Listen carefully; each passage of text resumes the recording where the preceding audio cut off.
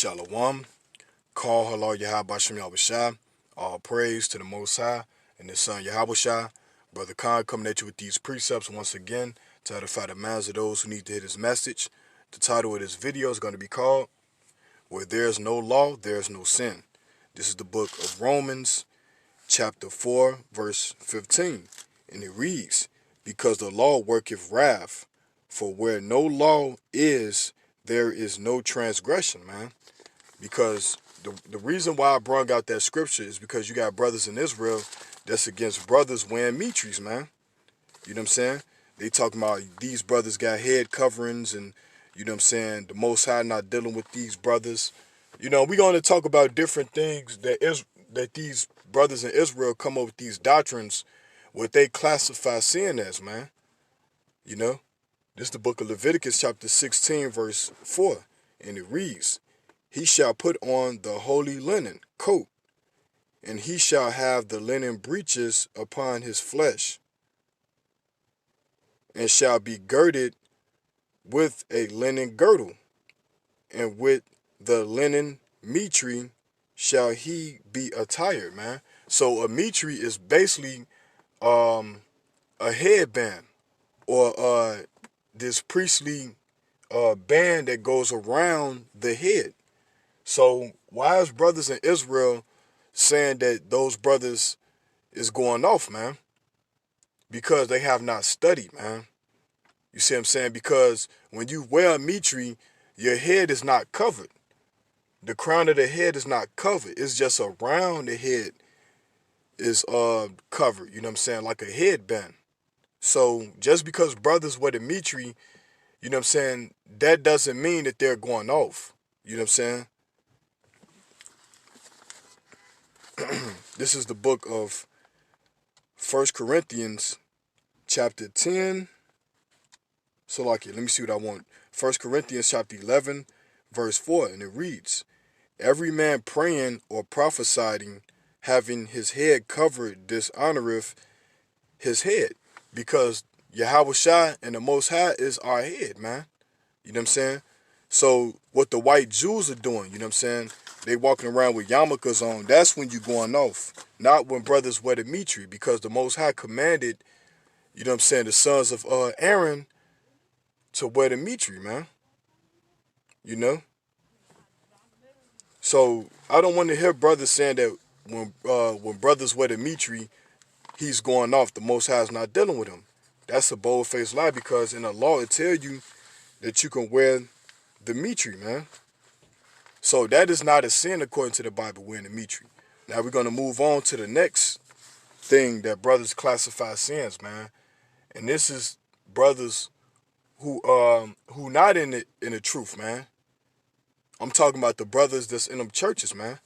We're going to go into marriage, because sex is marriage according to the Bible. And we're going to show you. This is the book of Genesis chapter 24, verse 64. Now this is Isaac and Rebekah. And it reads, Genesis, Salakia.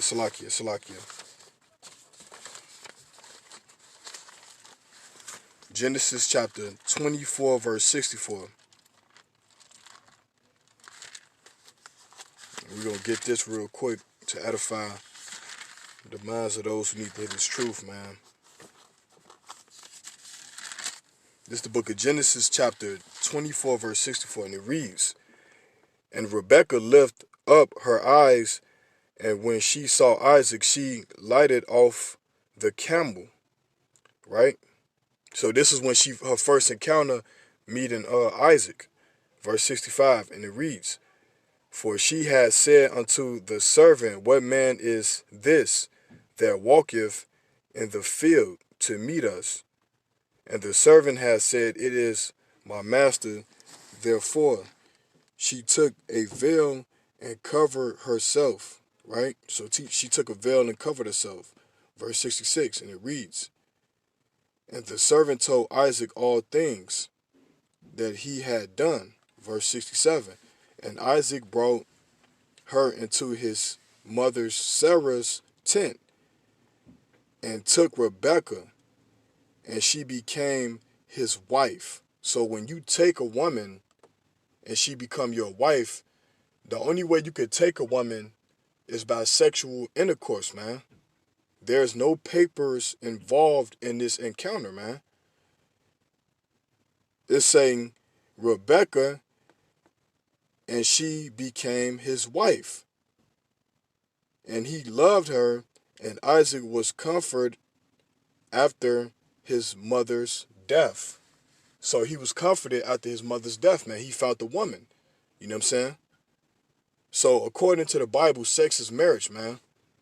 But you have to be on one accord. You can't be out here just smashing any woman and calling her your wife. You have to be in agreement with each other. That say that if I get you pregnant, I'm going to be with you and I'm going to take care of you and I'm going to take care of the kids. So you got brothers in Israel and brothers in the Christian church that say that if you don't take a woman on to the courthouse and get papers and get a ring, then you're not married to that woman. And that's a lie according to the Bible. Because true marriage is when you have sex with a woman and y'all be together. That's what the scriptures say. So, you know what I'm saying?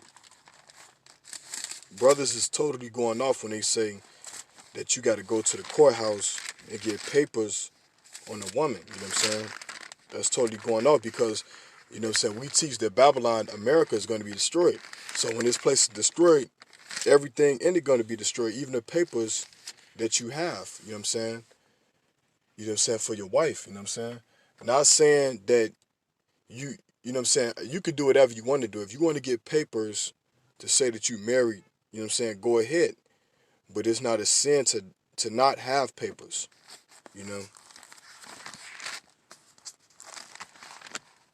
So with that, we're going to go to the book of Deuteronomy. So according to the Bible, sex is marriage if both parties be in agreement. Not a one-night stand, none of those things, you know. This is the book of Deuteronomy, chapter 21, verse 15. So now we're going to go on multiple wives, because that's not a sin according to the Bible either. And it reads, Deuteronomy chapter 21, verse 15. If a man have two wives, one beloved and another hated, and they have borne him children, both the beloved and the hated, and if the firstborn son be hers that was hated, verse 16, then it shall be when he maketh his sons to inherit that which he have, that he may not make the son of the beloved firstborn before the son of the hated. So this is just going on the inheritance, man. But the main part of this passage is that if a man have two wives, one beloved and another hated, that's the main objective, you know, in this passage. So a man can have multiple wives, and it don't matter if you rich or poor, because there's a law in the Bible that say that, you know what I'm saying, to obtain money, you can actually sell your daughter to a righteous man, you know what I'm saying, to pay off your debt. Because you got a lot of people that like to say that, oh, well, you can't afford multiple wives and this and that, we in captivity. Okay, well, let's see what Yahweh Shah said. Let's go to the book of Matthew, chapter 5, verse 17. You know what I'm saying? The book of Matthew, chapter 5, verse 17, and it reads, think not that I am come to destroy the law or the prophets. I am not come to destroy, but to fulfill. So Yahweh Shah Mashiach said he didn't come to destroy the prophets, the law of Moses, but he come to fulfill. And the new covenant is when we keep these commandments, law, statutes, and commandments we keep it perfect. That's the new covenant, man. And we are not under the new covenant yet. We are still rehearsing the righteous acts, as in the book of Judges, chapter 5, verse 11. And I'm going to get this last scripture and we can close out. This is the book of Judges, chapter 5, verse 11. And it reads, they that are delivered from the noise of archers the places of drawing water, Salakia.